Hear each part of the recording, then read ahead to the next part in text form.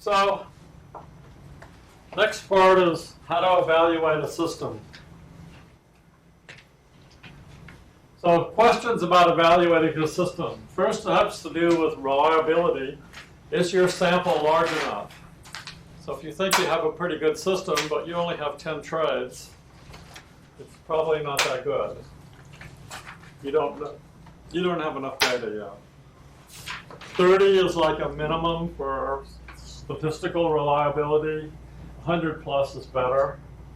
And that's 100 plus for one market type, not all 6.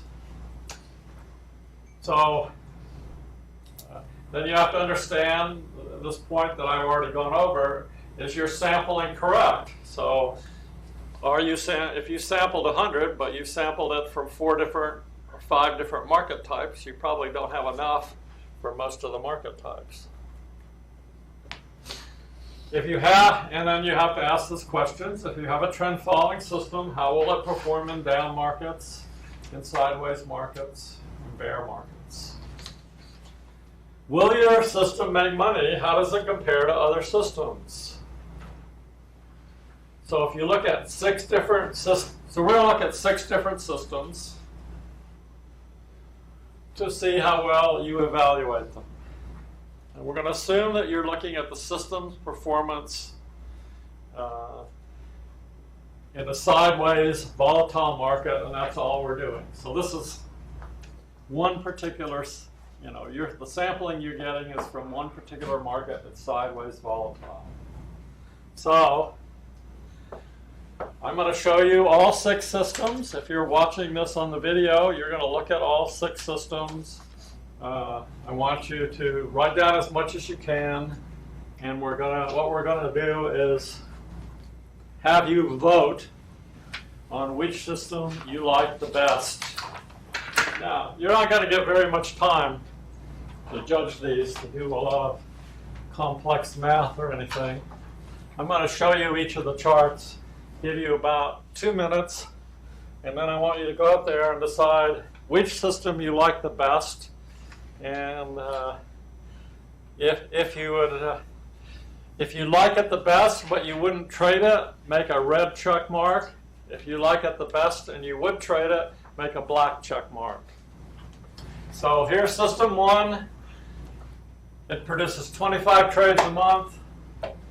It's a 20% win rate. It's the game we played, so you all should be familiar with it. You even know the expectancy is 0.8, in case those watching have forgotten what it was. There's system 2. It wins 50% of the time. It produces 75 trades a month. Its winners are slightly bigger than the losers. System 3. This is the one for the people who like to be right. You win 90% of the time. 60 trades a month. System 4, about 24% wins, 25 trades a month. It doesn't have any big losses, not much bigger than 5R.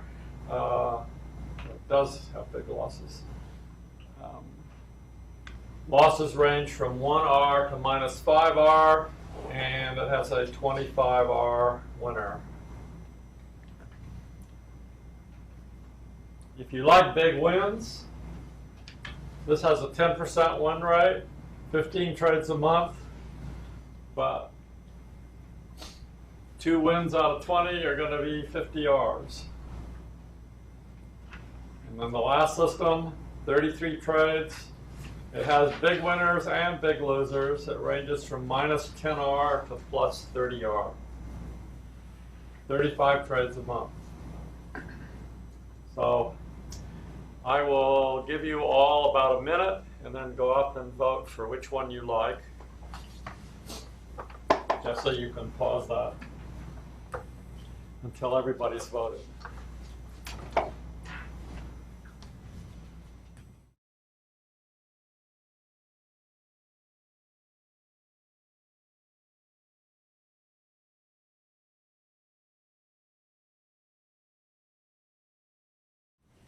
So here's our vote.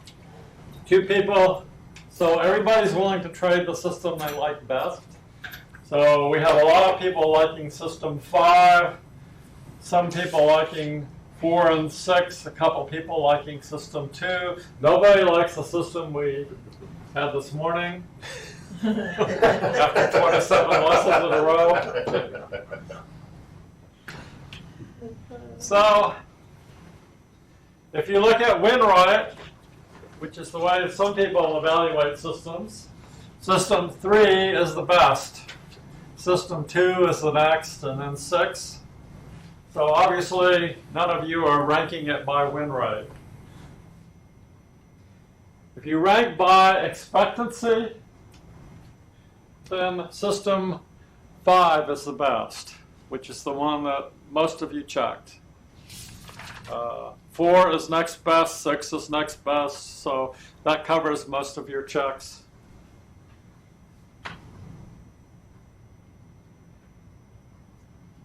If you rank by expectunity, my two research assistants who work in who do all the computer work, like this is the best way to say this is the way to evaluate a system. You take the expectancy times the number of trades, expectunity. Again, 5 is the best, 6 next, 4 next. And if you go by system quality number, which is the mean R divided by the standard deviation of R times the square root of n, which is a t-test for whether it's significantly different from 0, then system 2 is the best. So some of you remembered that or somehow managed to get that. 5, 4 are the next best, then 1, 6, and 3 is negative all the way around except for win rate. So if you look by system quality number, or if you look by the different ways, win rate, system 3 is the best, and then it's at the bottom for everything else. And by system quality number, or system 5 is the worst in terms of win rate. Best in terms of expectancy and expectunity. Well, is this... and system 2 only comes up with the system quality number. System 2 looks good by win rate, but not by the other two. So how did your ranking? How many ranked system 2? Who figured out the system 2 was the best system quality number? So why is SQN the best method? Well, first there's system quality number is the best way to determine how to. It's what we really use now for how to determine how to position size, because we don't have a simulator anymore.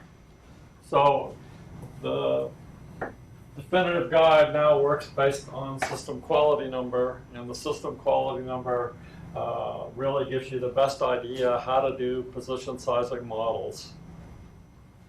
So when the SQN is high, you can do more with position sizing models to meet your objectives. So you can risk more without risking ruin. You're more likely to reach objectives if you have very high numbers, like 1,000% you want to get. And with a high system quality number, there's probably very little chance of a losing month. So looking at system quality number by market type. So the thing is, what kind of markets did you take your sample from? So there's 6 different kinds. Did you take an adequate sample from each? And do you have a market type measure such as the rate change percent? So what you might do is come up with a measure like this, and you find quiet and versus volatile markets And that's the kind of picture you get. So if you got that kind of picture, what would you say about this particular method? Those are SQN numbers.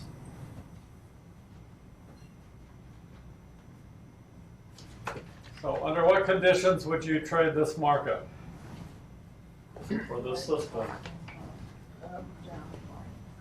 Generally in a market and then a down volatile. So 3 types, up markets and then down volatile. You'd avoid sideways markets, or you willing to take volatile across the board?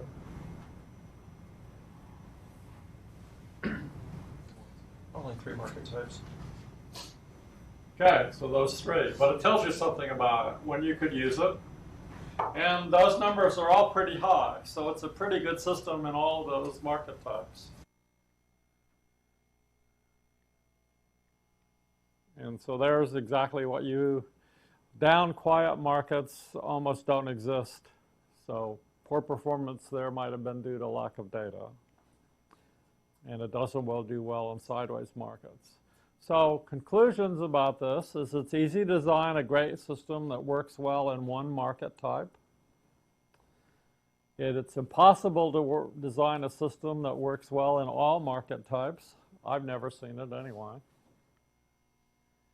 And people to try to do so are always doing research and never getting where they want to go.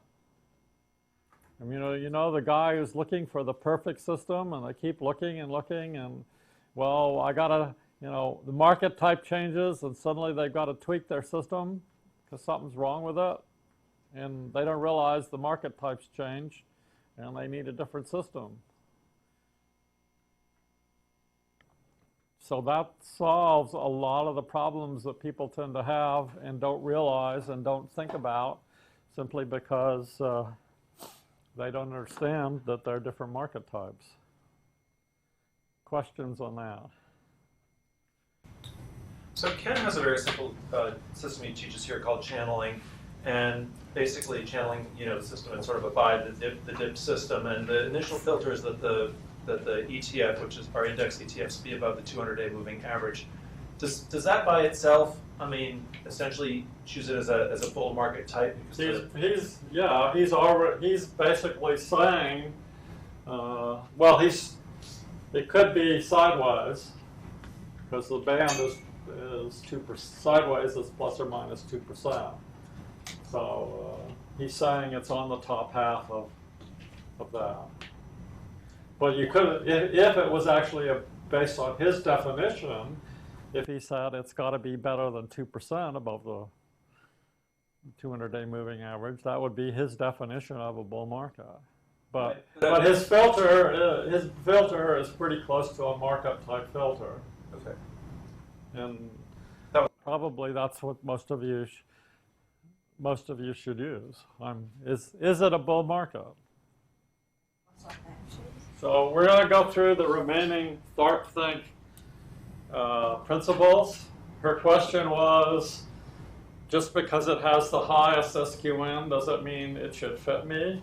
And the answer is a resounding no. Because if a system doesn't fit you and it has a high SQN, you're going to make a lot of mistakes trading it and turn it into a lousy system anyway. And that's a key principle. So thank you for that question, because if you just go by the highest SQN and it doesn't fit you, then chances are you're going to make a lot of mistakes with it, and you'll turn a good system or a great system into a terrible system. So it's one of the key principles is it's much better to find a system with a reasonable SQN that fits you than one with a high SQN that doesn't fit you.